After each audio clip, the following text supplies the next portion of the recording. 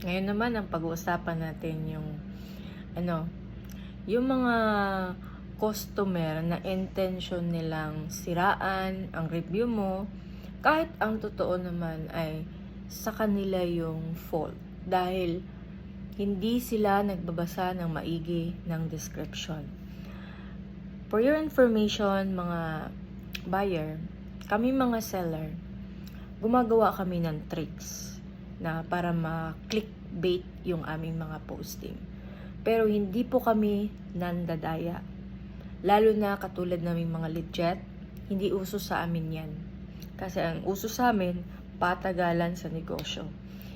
Hindi uso sa amin ang loko na 2 piraso ang nilagay namin, tapos isa lang yung tanggap nyo. Baka kayo may problema. Ito po yun, oh.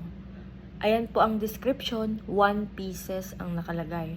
Hindi ko po nilagay na 2. Kaya kung intention nyo manira ng review para masira ang seller, good luck.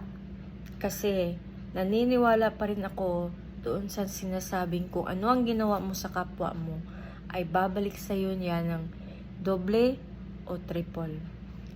Kaya mag-ingat sa paninira kung ayaw nyong magsisi sa huli.